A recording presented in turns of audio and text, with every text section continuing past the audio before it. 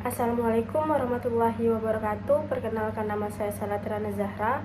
Saya dari angkatan 21. Di sini saya akan mempresentasikan hasil praktek magang saya di Kantor Dinas Kependudukan dan Pencatatan Sipil Kabupaten Kayong Utara. Untuk di bab 1 ada latar belakang. Magang adalah bentuk kegiatan pembelajaran yang memberikan wawasan dan pengalaman praktis kepada mahasiswa mengenai kegiatan real di dunia industri, dunia usaha, dan dunia kerja. Program magang kerja memberikan pengalaman yang cukup kepada mahasiswa melalui pembelajaran langsung di tempat kerja. Selama magang, mahasiswa akan mendapatkan hard skill, keterampilan, maupun soft skill, komunikasi, kerjasama, dan lain-lain. Mahasiswa yang sudah mengenal tempat kerja tersebut akan lebih paham dalam memasuki dunia kerja dan karir nantinya. Selanjutnya ada maksud dan tujuan. Yang pertama, mengaplikasikan pengetahuan teoritis yang telah dipelajari di bangku kuliah dalam situasi nyata. Yang kedua, mendapatkan pemahaman mendalam tentang operasional dan proses kerja di bidang sekretariatan. Yang ketiga, melatih dalam mengembangkan sikap tanggung jawab, disiplin, dan kreatif dalam melakukan sesuatu pekerjaan baik dalam urusan pribadi maupun dalam dunia kerja. Yang keempat, menambah pengetahuan dan pengalaman baru kepada mahasiswa mengenai dunia kerja. Dan yang terakhir, mengembangkan rasa percaya diri dan melatih bekerja sama dengan orang lain. Selanjutnya ada manfaat. Yang pertama, dapat meningkatkan wawasan, kemampuan, dan keterampilan bagi mahasiswa magang sebelum masuk ke dunia kerja. Yang kedua, pembentukan karakter yang disiplin dan bertanggung jawab terhadap diri sendiri dan orang lain. Yang ketiga, mengembangkan pengetahuan akademis yang didapat selama perkuliahan. Yang keempat, mengenal dunia birokrasi dan iklim serta lingkungan kerjanya. Dan yang terakhir membantu mahasiswa mempersiapkan diri untuk menghadapi persaingan dalam dunia kerja. Selanjutnya ada hasil observasi. Berdasarkan hasil observasi yang telah dilakukan si penulis dalam bidang sekretariat adalah melaksanakan pengelolaan surat menyurat, kearsipan, administrasi pegawai, keuangan, perlengkapan, dan rumah tangga kantor, serta pengordinasian penyusunan rencana program, evaluasi, dan pelaporan. Selanjutnya ada metode pengumpulan data. Yang pertama ada observasi, yaitu cara mengumpulkan data dilakukan dengan mengadakan pengamatan langsung terhadap bagian sekretariat. Yang kedua ada wawasan, yaitu cara mengumpul data melalui tanya jawab dengan staf karyawan di bidang sekretariat. Yang ketiga, studi pustaka, yaitu cara pengumpulan data dengan membaca dan mempelajari buku, panduan, atau jurnal yang terkait. Selanjutnya bab 2. Di bab 2 ini ada program kerja. Yang pertama, pelaksanaan pengordinasian penyusunan rencana program dan kegiatan.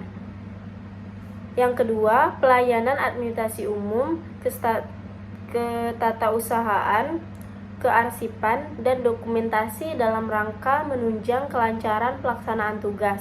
Yang ketiga, pengelolaan administrasi keuangan dan urusan pegawai. Yang keempat, pengelolaan urusan rumah tangga, perlengkapan, dan inventaris kantor. Yang kelima, pelayanan administrasi perjalanan dinas. Yang keenam, pelaksanaan pengordinasian bidang-bidang di lingkup Dinas Kependudukan dan Pencatatan Sipil. Yang ketujuh, pengordinasian dan penyusunan laporan hasil pelaksanaan program dan kegiatan. Dan yang terakhir, pelaksanaan tugas kedinasan lain yang diberikan kepada kepala dinas sesuai dengan bidang dan tugasnya. Selanjutnya ada latar belakang timbulnya program kerja. Berdasarkan panduan kuliah magang Fakultas Ekonomi dan Bisnis jurusan Manajemen Universitas Pancabakti Pontianak dan berdasarkan surat persetujuan penerimaan magang dari Kantor Kependudukan dan Pencatatan Sipil Kabupaten Kayong Utara, maka dibuatlah program kerja magang menyesuaikan program kerja di Kantor Kependudukan dan Pencatatan Sipil Kabupaten Kayong Utara. Hal ini agar mahasiswa dalam melaksanakan kegiatan magang sudah memiliki panduan dan acuan yang jelas sehingga akan memperoleh hasil yang diharapkan dalam penyusunan.